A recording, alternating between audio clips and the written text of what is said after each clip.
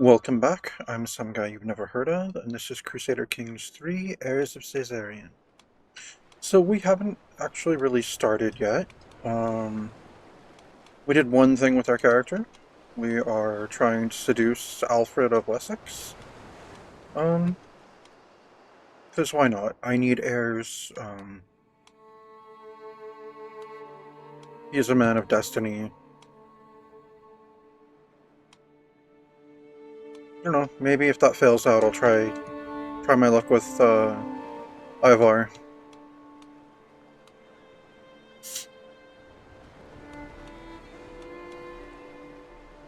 Alright, so...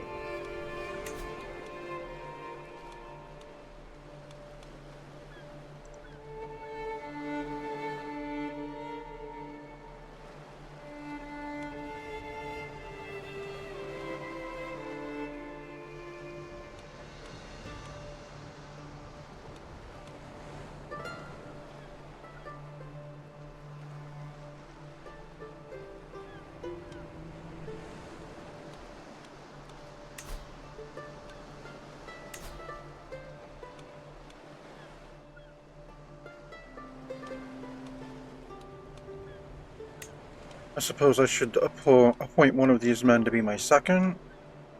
Swayfred the Wolf, definitely. Kopsish can become our Caravan Master. That definitely works.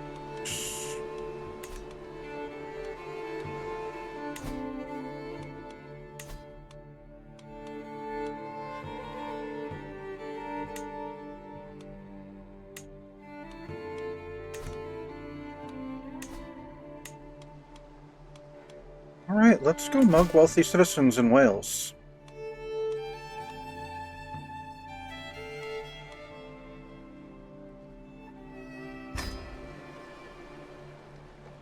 Oh, we'll hit up Salisbury on the way. Excellent. And Gloucester, the Forest of Dean mining settlement. Excellent. Yeah, we don't need to mess with the route. We'll accept it as is.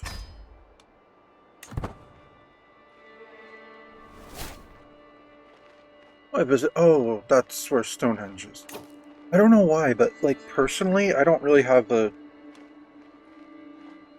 best mental map of Britain, but I always like picture it out somewhere in like I don't know Essex or East Anglia or like Mercia. I don't really think of it being over here and being over this way in like Wessex, Wiltshire. Okay, got it. I don't know why.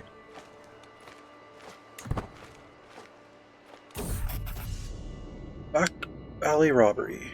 The notices that Lord Muerig had hung hold truer than expected. Caerleon seems to be experiencing a barrage of petty crime.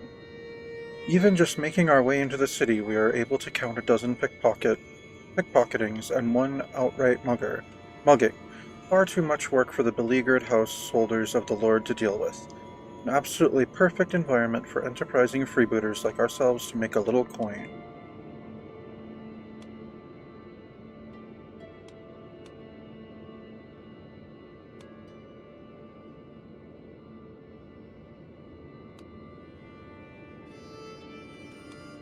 Right, remember, we're here to earn.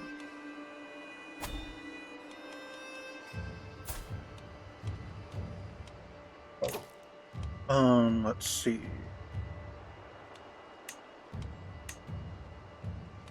Ooh, Safer would be great as an outcast. Would be even better as a footpad.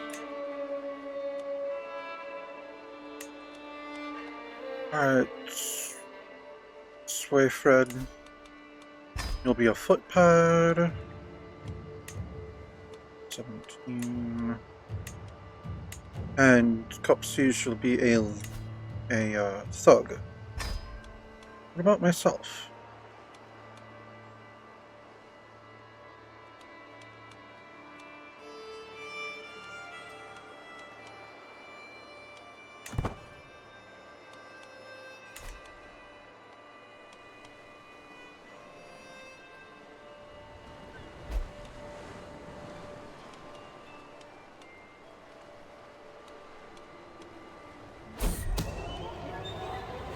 Team discovered.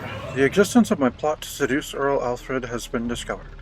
While my involvement is not yet known, okay, this will make it a lot more difficult to bring my plans to fruition. Versus.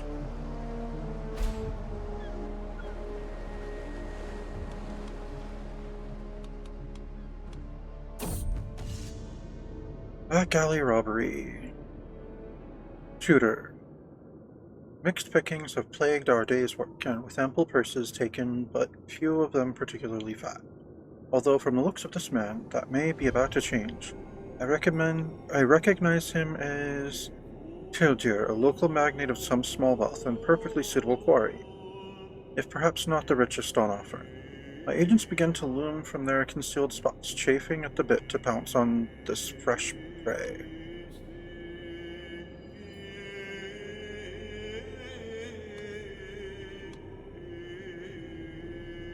Okay. Prowess challenge would be a 67%. The intrigue challenge was 57. This other intrigue is only 46, and nope, knives out. Let's do this quiet but clear. Oh no, I'm gonna gain gallows bait. I think that was part of the idea. Alright, I intimidate him, he paid us 50 gold, and now he holds a grudge. Okay.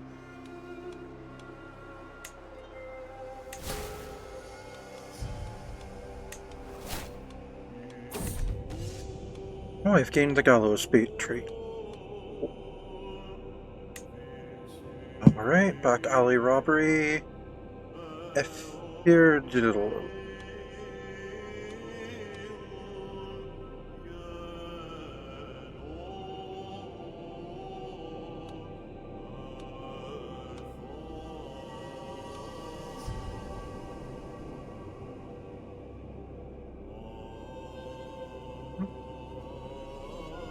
Yeah, let's shadow her and cut her purse quietly. That seems to be my best chance on this one.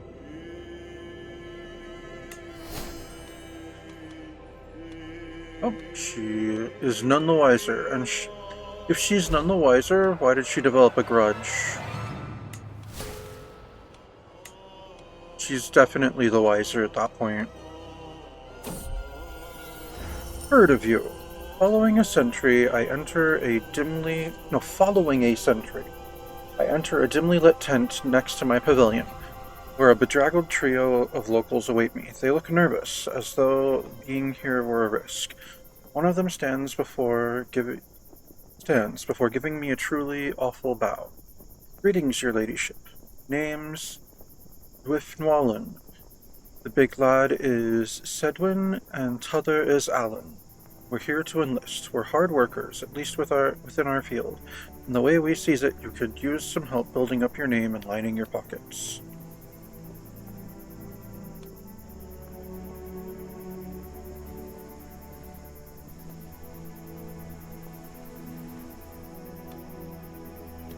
Sure, we'll take you on. Excellent. I was gonna be looking to recruit soon anyway.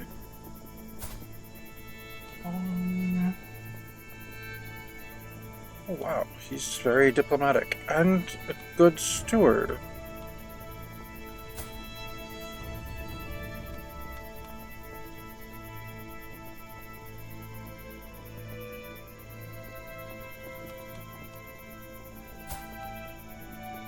Patient, and those seem somewhat in conflict, but I guess he can be impatient and diligent somehow. Not sure I want to hire Alan if he specifically has a disloyal trait. Greedy, zealous, impatient. Sure, we'll take you on. Well, now I can add the rest of them to the schemes. Let's see. Said what it would be an 18 thug. Alan would be a 14 outcast. None of them would actually be a good lookout. Would be the best lookout. Sedwin. Alright. Ellen, you can be our second thug.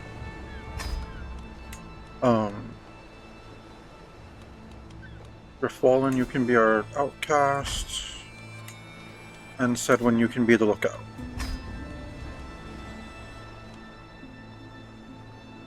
Oh, Alan the Heathen. Well, that's a great name.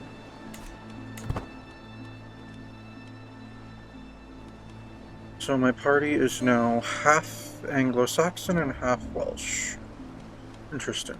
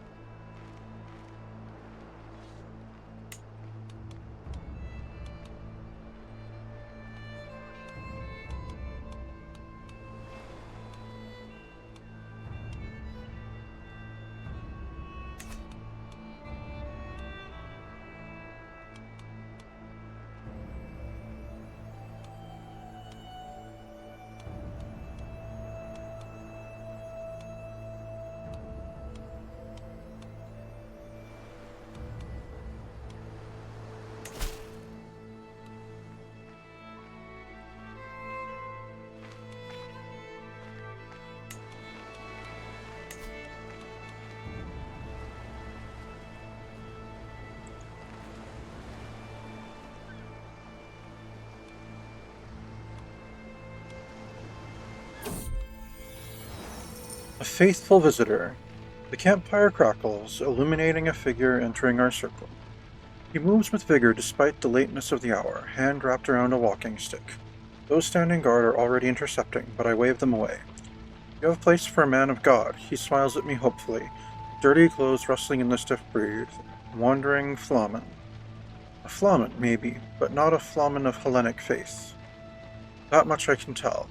A few of my fellow believers shuffle their feet uncomfortably as they make the same realization. I'm pretty sure all of my entourage are Catholic, so...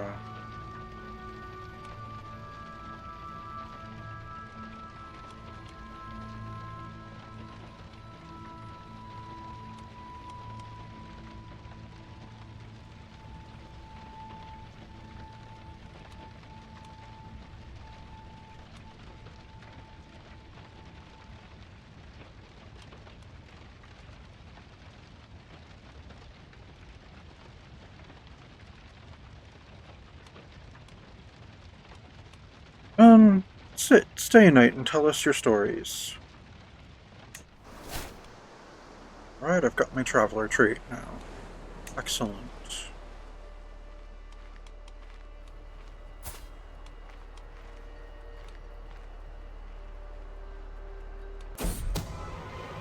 Oh no, my scheme is discovered. Curses. Now or never. Earl Alfred's reactions to my advances tell me everything I need to know. The time has come to put my plan into action. Yet I fear the consequences. Earl Alfred's brother and friend, Petty King Ethelred, and his agents could be hiding in any shadow, listening through any wall. They don't care if people know if I bed this man. I'm just trying to seduce him. I'm just trying to make heirs. Nope, I go ahead with my attempt to seduce Earl Alfred. My 5% success chance. The sign of rejection. When I enter Earl Alfred's chamber late at night, I am not greeted by a sweet embrace, but a sneering knave. I've endured your laughable attempts to charm me out of politeness, but this I cannot stomach. Stay away from me, you cocky harlot. Well, you're a blathering pig. Oh well. Alright, I guess I'm no longer trying to seduce Alfred.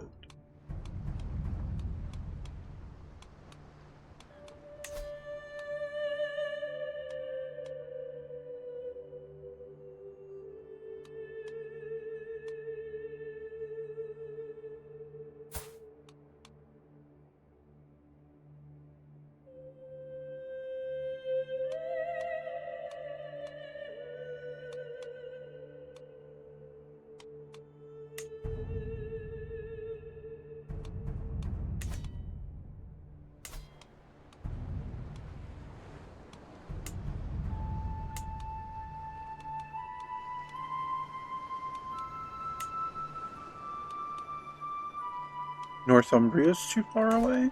Okay.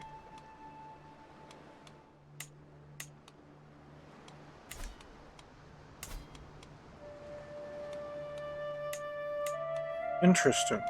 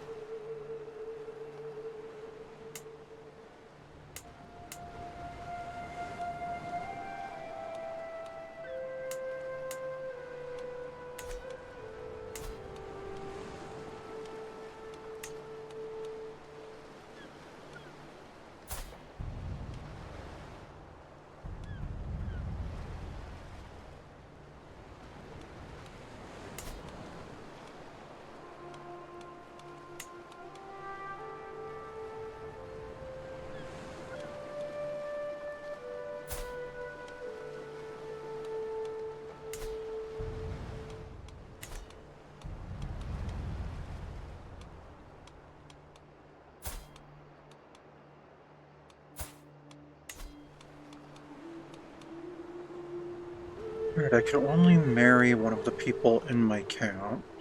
Um,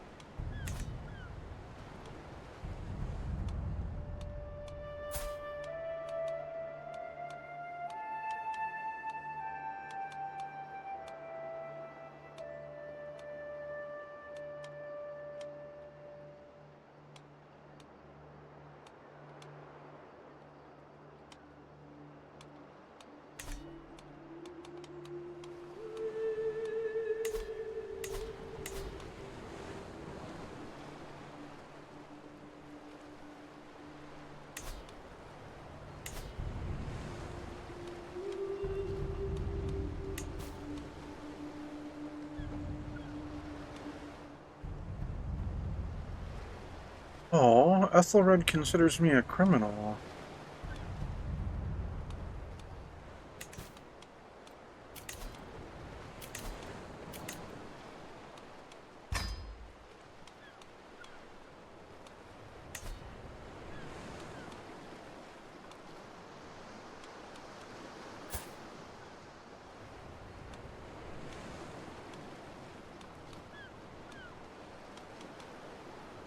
Okay, where's this thing that just lets me look for people in general?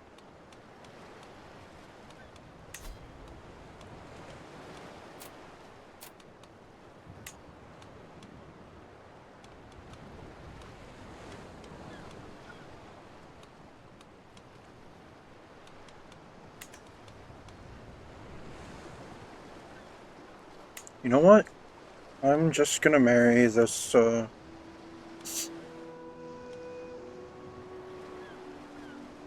I'm just gonna marry this Welshman. We'll make the, claim that he's descended from Arthur. Or at least from Uther.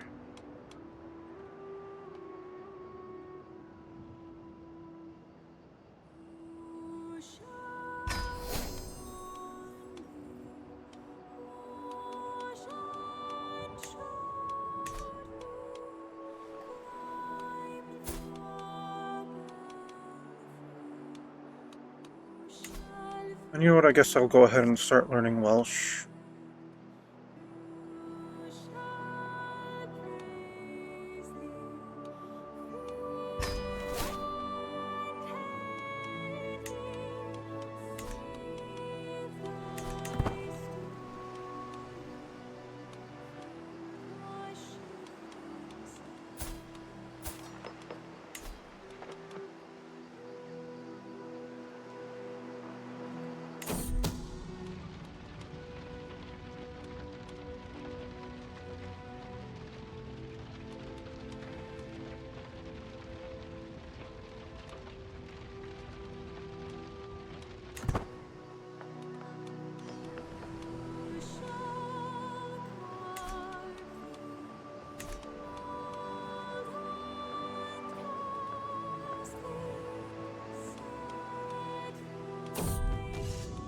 Oh, another back alley robbery.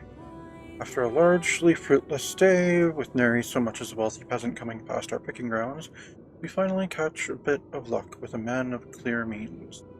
I recognize him as Wyriad, a local magnate of some small wealth and perfectly suitable quarry, if perhaps not the richest on offer. Shadows shift gently, hooded figures under my command readying themselves to surge forward any second.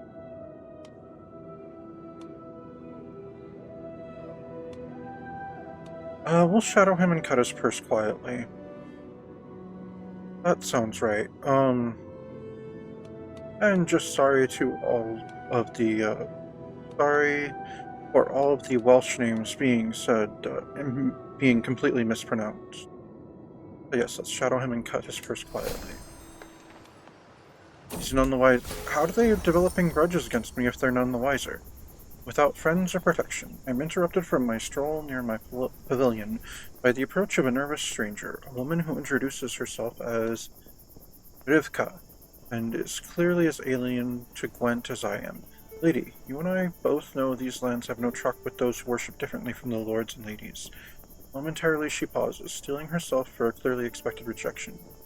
I understand if you've already too many people to care for, but if you'll have me, I'll serve you loyally all your days. See, she's honest, sadistic, and patient. She's a mastermind philosopher and a theologian. She's a rabbinic, okay. She's a rabbinic Ashkenazi. 26 learning, wow.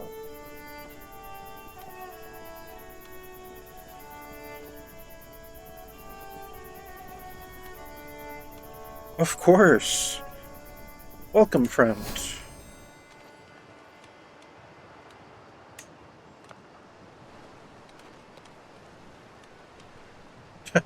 I could adopt her faith if I wanted. Interesting. Burning at both ends. It is clear that my husband, Master Dwifnwallen, is sincerely putting his all into my mug's wealthy citizenry contract, dedicating sleepless nights and long days to our goals. Perhaps it is cruel of me to use one who is dear to me so. Certainly I cannot say I would like to be used so. Still, he is effective, and it is good, and it is for a good cause.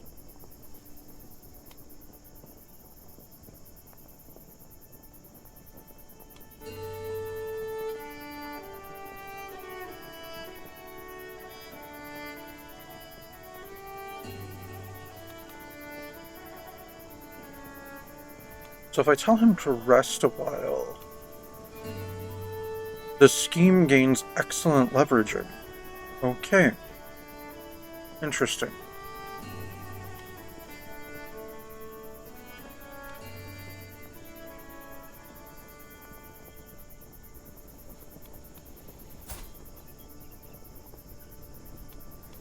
Yeah, rest a while. Wiftwallen, you've done enough.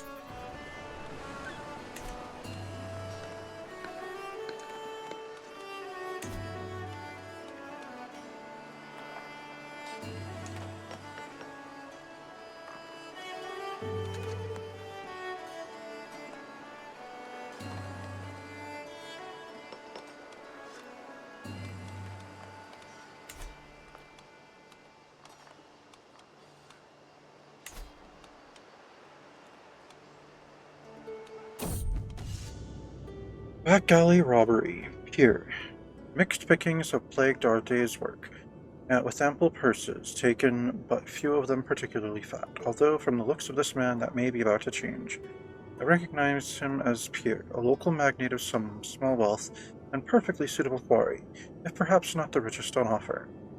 Shadows shift gently, hooded figures under my command readying themselves to surge forward any second.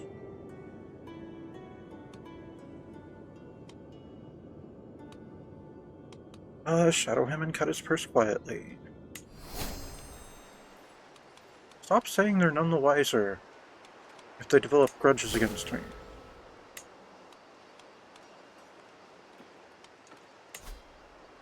I could upgrade my pavilion.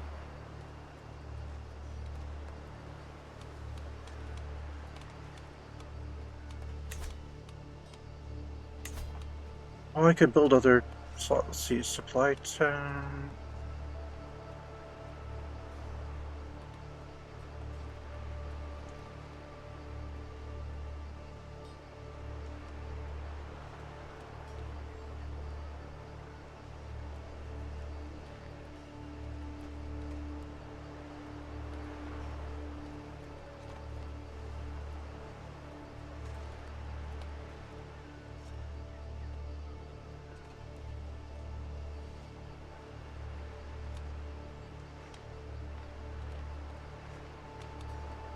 Get a barber's tent. Oh yeah, that's right, that one gives, Oh, forgot time was passing. As we pass through the barony of Caerleon, a jubilant local approaches my entourage. His smile stretches from ear to ear. I discern that he is offering a warm welcome. The finer aspects of his speech are sadly lost on me. Be that as it may, I wave away my attentive companions and return his joyful greeting. I can hardly imagine a more excellent chance to practice my Brythonic.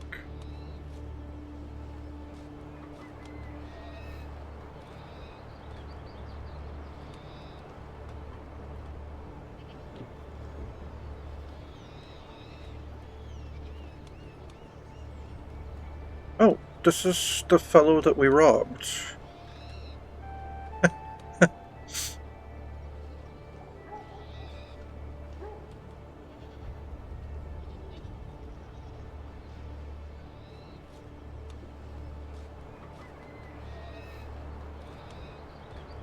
Join us on our journey to Hampshire.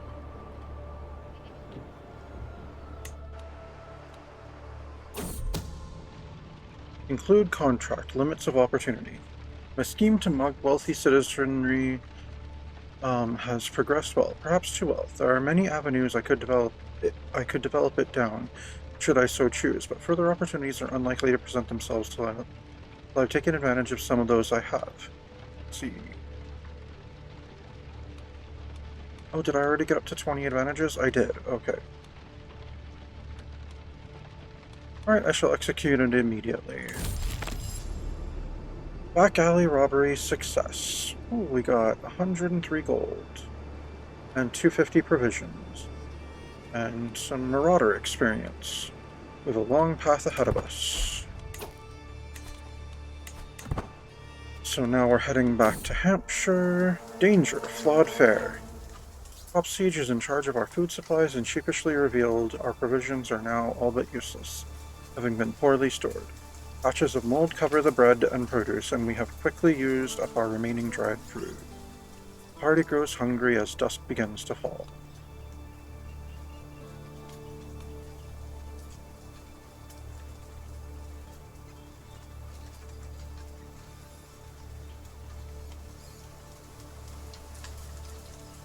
Nature will provide for us. I have a 91% chance of finding some forage. Won't be missed. As we continue through Malmesbury, my eye catches an elaborately decorated tomb amidst a network of common graves. The tomb appears to be cracked open, and just within its mouth I see the glimmer of some unknown treasure.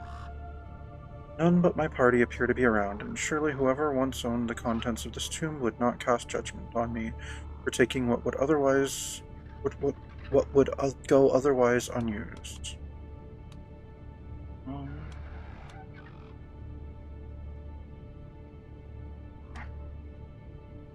Yeah, I'm sure nobody would notice. Danger, a quarrelsome lot. As we trek through Malmesbury, our caravan has stopped at a clearing bordered by poplar trees. I proceed toward the commotion only to find cops and head toward having an irate row. Buck up, you sniveling little bastard, and fight me. Show me your worth. A craven like you has no right to being on this journey. Copsey spits at the ground. Ludwig merely cowers in fear, weeping silently to himself. Come now, surely you two can make amends. I convinced them to settle their differences. Excellent.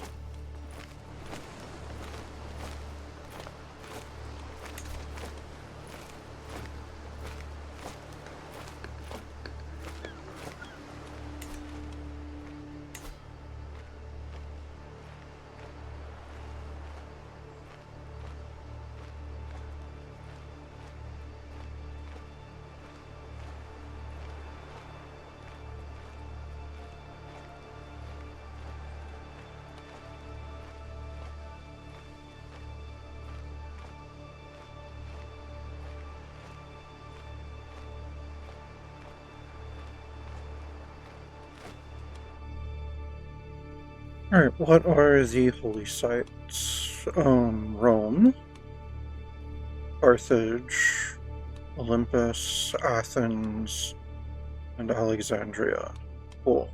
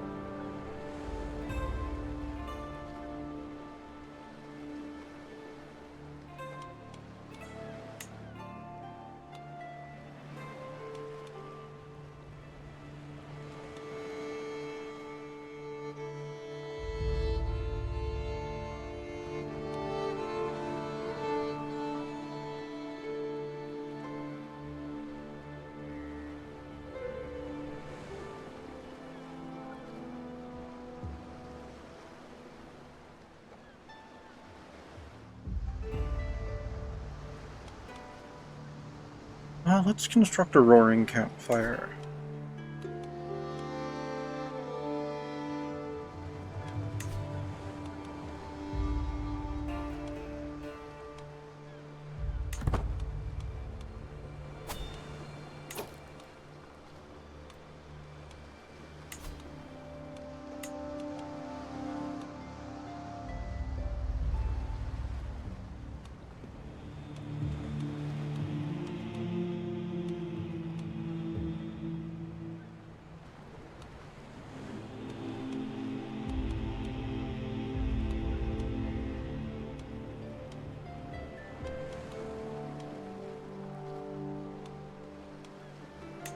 And let's create a regiment of bowmen.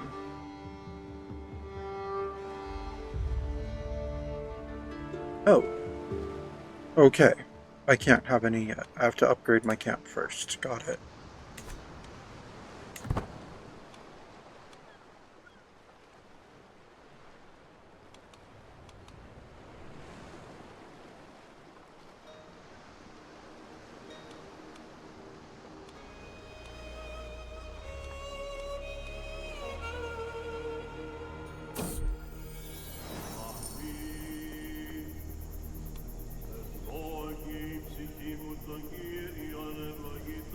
A figure stumbles into camp, dirty and tired, clearly in need of a square meal. His name is Regenville Wields. She says, "There are more like me," he gestures off in the distance. "All of us left to rot after every petty conflict ends. Our sword arms work as well as ever, but our lot is to wander and starve. We are the only ones left who won't rob the vulnerable for food and valuables. Oh, you're in the wrong place. His eyes glint with determination, despite his haggard being. I'd rather die. Well, you came to the wrong place then, because we're cutthroats and murderers and such.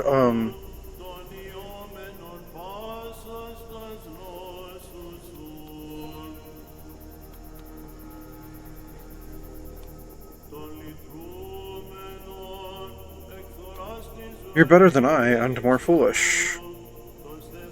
We'll get his brooch, and some cash, and some experience.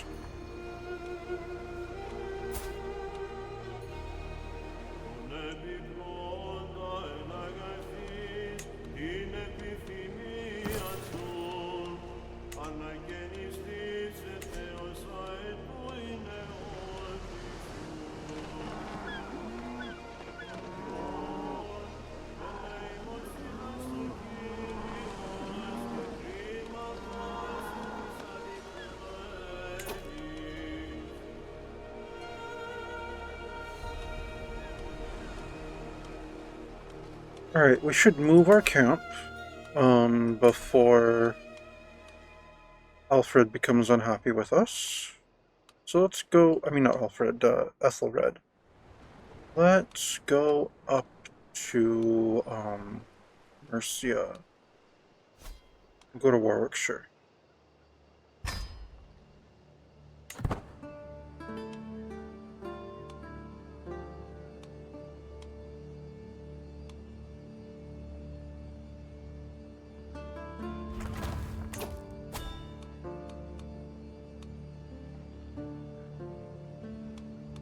What's this? Improvised spycraft. This contract requires you to travel to 3 counties, performing either intrigue or diplomacy challenges at each, or simply burning prestige and opinion.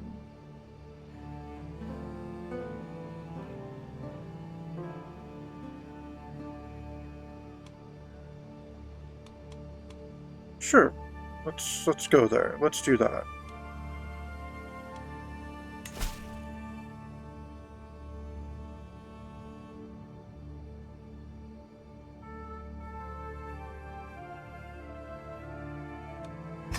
Alright, we'll take the contract. Proactive reconnaissance. While Onlaf's call for educated reports on the happenings going on around his capital attracts all sorts of charlatans, eager to earn easy coin for a stifled rumor or of obvious fabrication.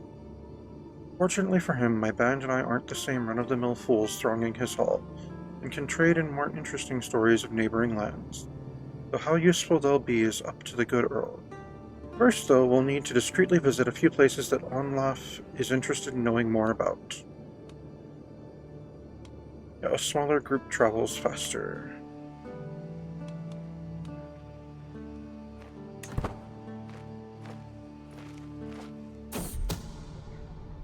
Proactive reconnaissance, Oxford. Even without gaining direct access to Earl Earl Bjortnoth's court, the hubbub within is all the talk in Oxford.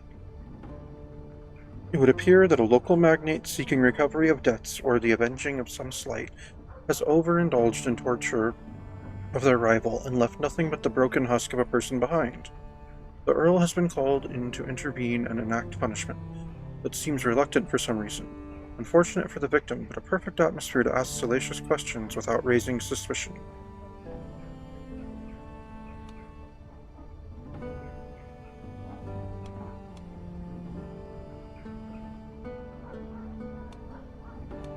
Time to work my charms. 95% chance I make it through and gain intelligence. Alright.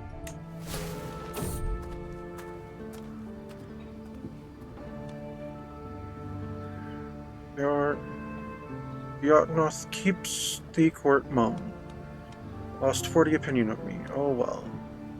As we pass through the market in Abingdon, we hear a loud yell coming from a corner behind one of the stalls, where a group of people are watching 2 men fight. As we get closer, one of them is lifted by the other and tossed several feet away.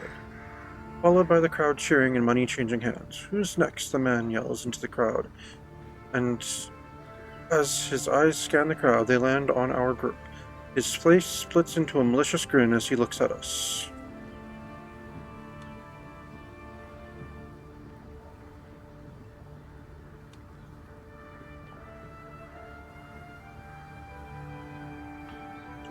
It seems like it is time to leave.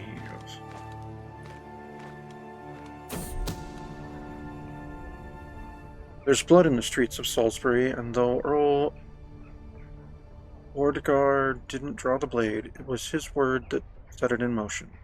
A local ordinance put in place on the exact specification of the Earl has proved frighteningly unpopular. A humble bailiff attempting to enforce it, otherwise reasonably liked for a fair mind and a clear head, was cut down not 2 days ago in a lamentable crime of passion. With such fiery talk and accusations of blame abounding, secrets should be easy enough to coax out of the locals. I'll put my ear to the ground. 88% chance? Alright.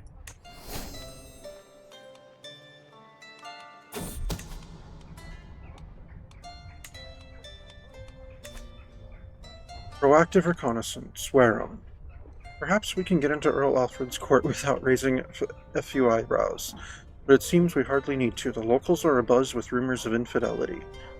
No one too high, but an unexpected affair does add a little spice to the humdrum and daily life in Wareham. Fortunately for us, with so many chins wagging, it should be fairly easy to work the servants and lesser courtiers for crumbs and useful gossip.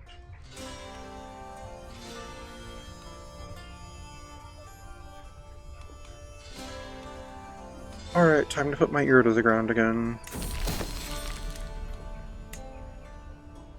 Earl Onlaff's agents meet us in Wareham, eager to take our report to their lord. It's not much, with our gathered rumors and hearsay being so sparse. There's comparatively little here for Onlaff's spymaster to work with. Little, but not quite nothing. A short, grumbled conversation later, the Earl's spies bring forth our agreed pay. Discreetly, of course. Such a bounty for a few whispers.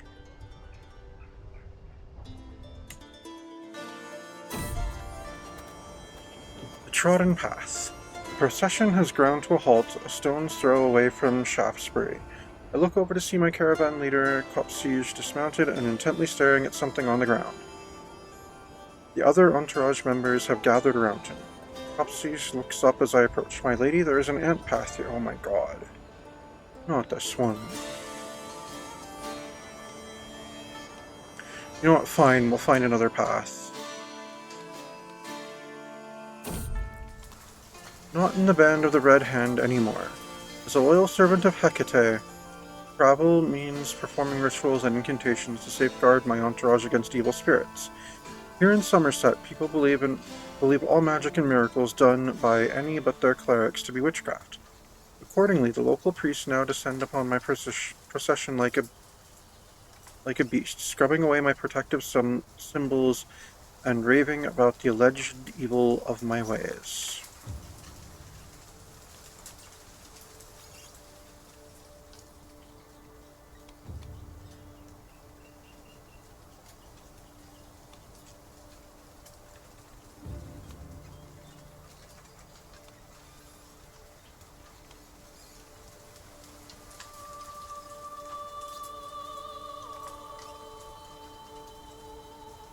I'll fight my way out of this. We were stopped by the locals, Copsiege was wounded, and I spent a ton of prestige. Lame. Danger, this is fine. Traveling through the sometimes harsh environments has invigorating effects on at least my state of mind and vigor. As I glance over at Alan, however, he does not appear to be doing quite as good. His movement is labored, his breathing heavy, and spontaneous bursts of coughing ripple through his body. Clearly he is not well.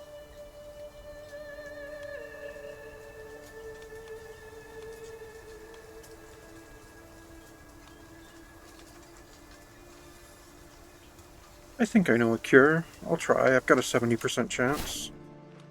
Oh, it got worse. She has pneumonia now. Lame. Oh, and I get my first martial perk.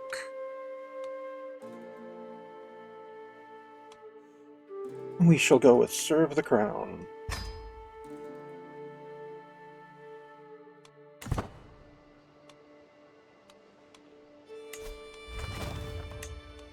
And I will now create a men-at-arms regiment.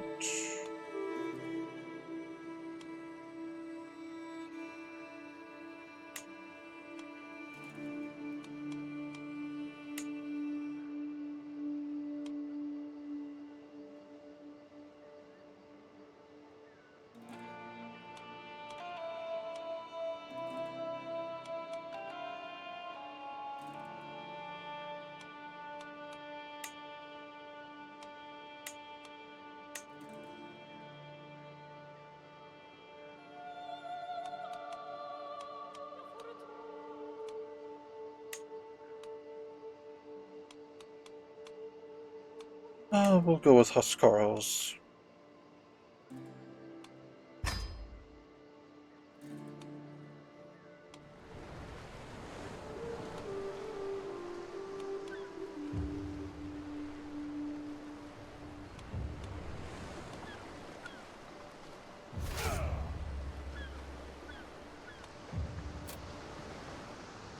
Alright, we'll refill our men-at-arms, we'll recruit with gold.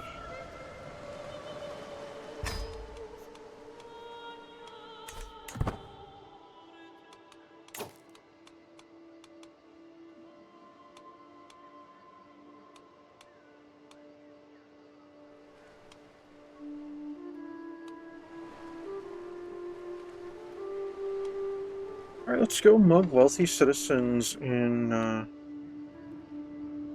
where is this?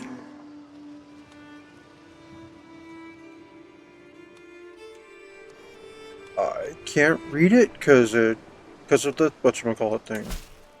But whatever, we're going back to Wales. Sorry for tripping on my tongue there.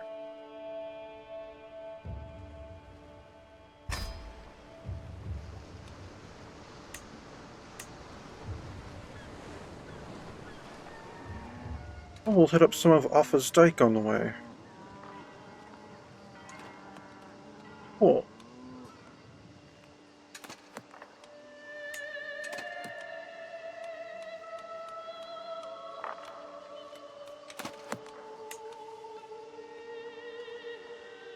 Might as well hit up a second on the way home.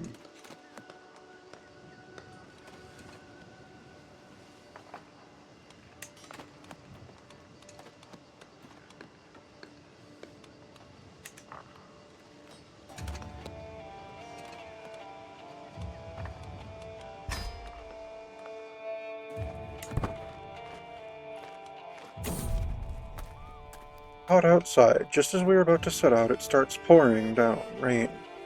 As far as the eye can see, I can't help but curse my poor luck. But I had seen the dark clouds come in for a while.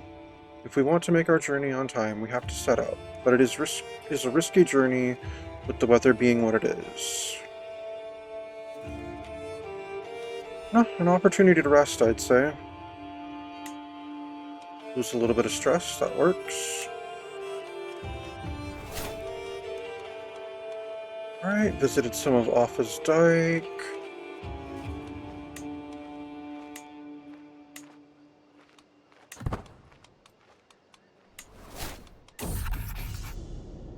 Back alley robbery. Aww.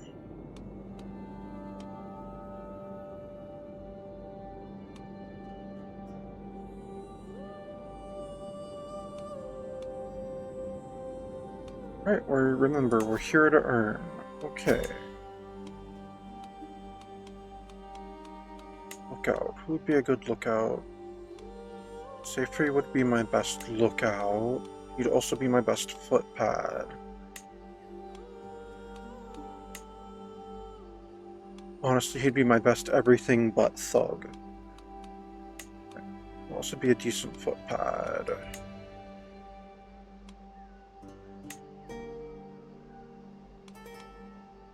Alright, Kujir can be our outcast. Griffin Wallen will be a thug.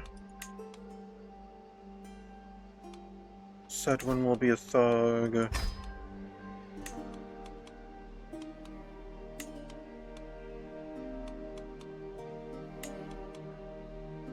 Swefred will be the footpad. And Rivka will be our lookout.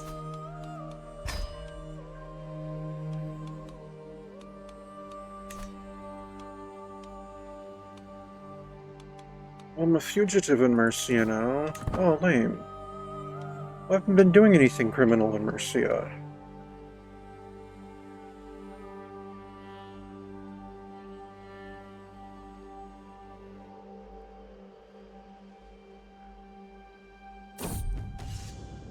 Back alley robbery. The hewn what? Today's labor has already been quite profitable. Good. Let's see.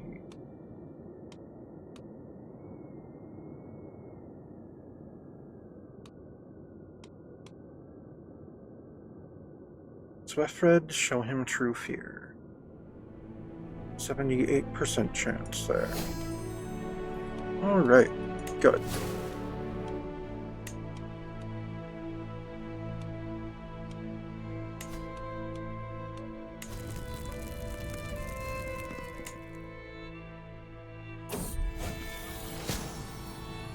Our gifts are plentiful. I pour my gifts into the soil, herbs, milk, and honey. With my eyes closed and smoke stinging in my nostrils, I raise my arms towards the moon. Mistress, knower of all truths, mother of all power, please accept my humble gifts, and offer me your guidance in turn. I ask Hecate for, see, luck in the art of love, mind for coin and order, the aid of shadows. Ooh, plus 10% fertility. Let's go with luck in the art of love. I could use more fertility.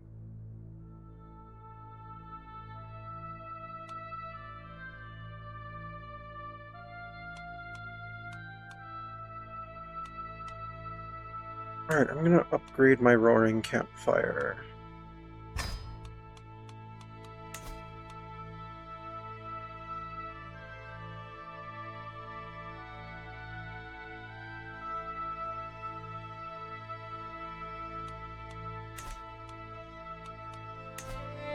And then that's going to be it for today. Thank you for tuning in. This has been Crusader Kings 3, Heirs of Caesarion, and I am some guy you've never heard of.